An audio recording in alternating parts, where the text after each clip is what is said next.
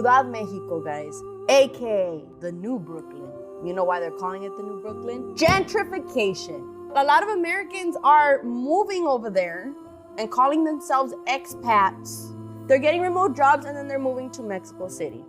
As a result, housing prices in certain neighborhoods have shot up and local businesses are actually shifting to meet new, often foreign, demands. Remember what we talked about, the salsa not being as spicy anymore in Mexico City. Why? Because, most Americans, they had to tone it down. Los Mexicanos, what do they feel about this?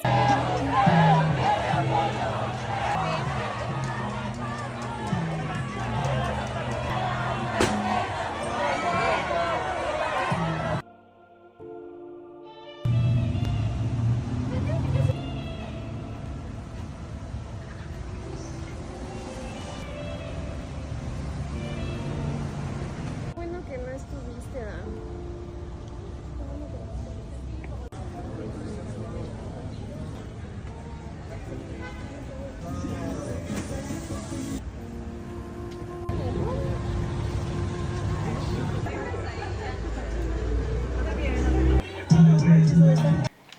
Hi guys, welcome back to our channel. In case you're new here, my name is Maren. And I'm Maureen. Right, so in today's episode, you're going to be reacting to videos of Mexicans that are now surfacing where they went to the streets to protest against the many white people who are moving into their cities. Right, and these protests coincided with the 4th of July celebrations, which usually happens for when Americans celebrate their independence. Right. So right now, Mexicans are demanding for white people to go back to their countries. If not, they're also demanding for their president, Claudia, to deport the white gringos. Right, so guys, let us see what is going on in these clips and how Americans reacted to these situations, and then you're coming back to talk about it. You can also let us know what you think about this episode, and also consider subscribing if you're new to our channel. One question I'm leaving you with is, do you think that Mexicans are valid in feeling the way they do? Let's watch what we've compiled and then we come back and have a discussion. Right. Did y'all know they over in Mexico tearing white people's asses up right now? If you don't believe me, you can go look it up. But the Mexicans that are in Mexico are literally coming after people who are claiming to be nomads. You know, all those boomers who have now retired and are looking for a cheaper place to live with their retirement. They decided to go to Mexico and try to gentrify Mexico. And they said, no, sir, no, ma'am. The Mexican people are going through their cities where they've built all these places of shops and restaurants, and they are breaking everything. They are blaming this boomer generation and these digital nomads for the reasons why the price of living is going up. They said that over the last 5 years, just rent alone has gone up 43% because of them. They said that because of them, they are now having to choose between groceries, rent, and electricity. And they didn't waste no time telling them, get the fuck out. They even said they was coming on their beaches telling them that their mariachi bands can't play their music. The nerve. That's a cultural thing that's been going on there forever. Why would you think you get to go to someone else's country and tell them what to do? There was even one of the protesters who was quoted stating, this is how colonialism works, and we're gonna put a stop to it before it ever even happens, honey.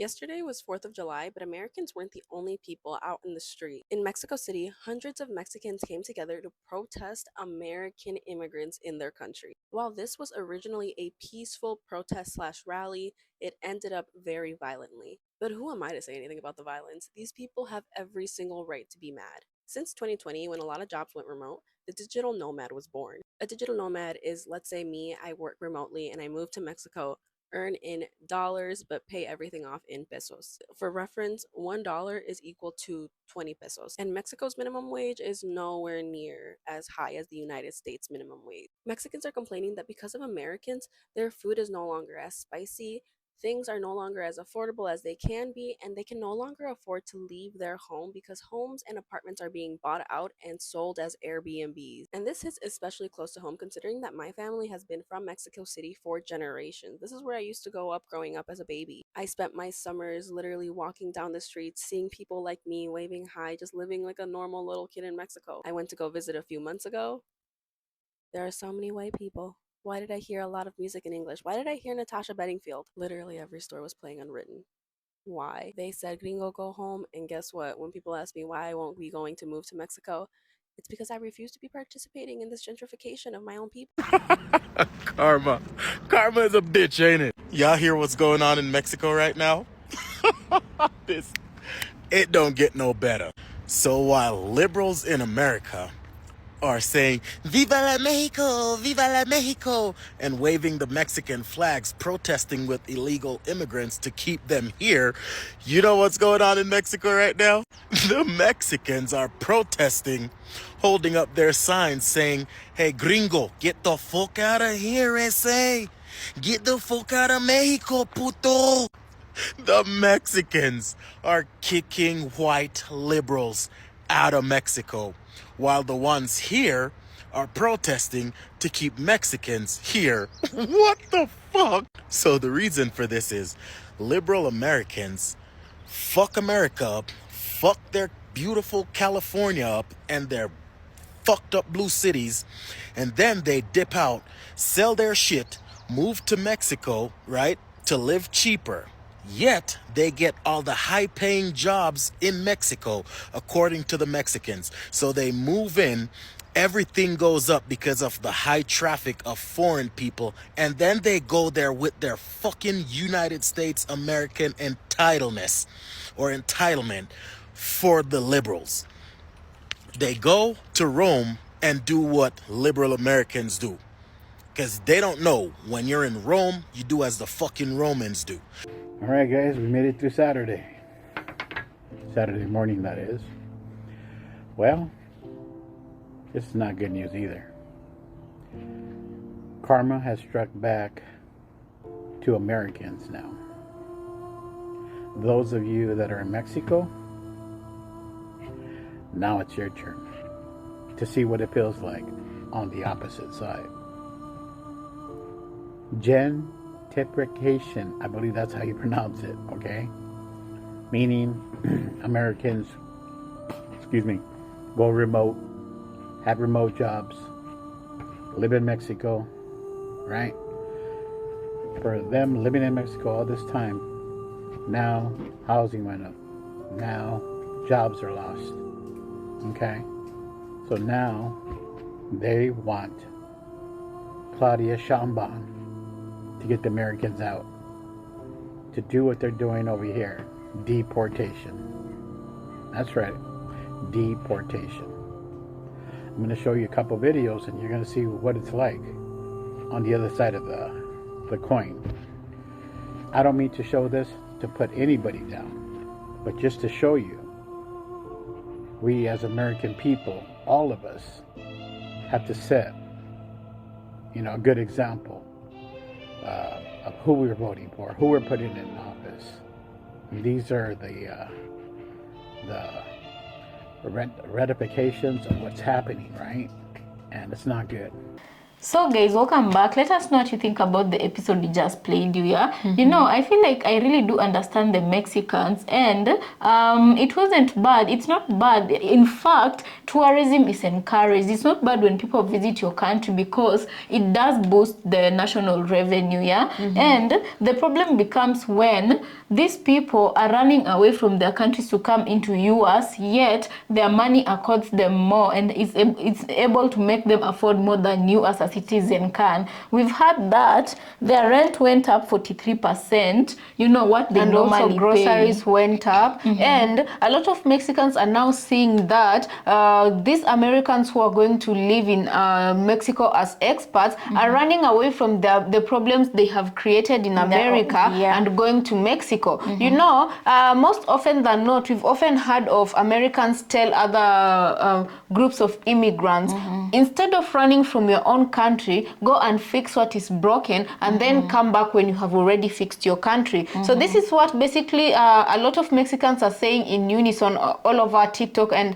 throughout the internet, because they feel like these white Americans who are moving to their neighborhoods are gentrifying their neighborhoods, hence making life unbearable for the locals who cannot afford to have the same purchasing power as Americans. Right, and guys, it's the entitlement that they go into these countries with, because when they say that the gringos, these white people go into these neighborhoods, all of a sudden the kind of food you enjoy changes, because they are putting these gringos into consideration. At the end of the day, they're the ones with the purchasing power, and usually in a market you look at You cater for for the person who has a buying power. Exactly, and that is what is happening in Mexico, you know. And when they say that these people are literally changing their whole culture, I do believe when they say this, because even you've heard that when they play their music, what are they called in Mexico? The mariachi bands play Exactly.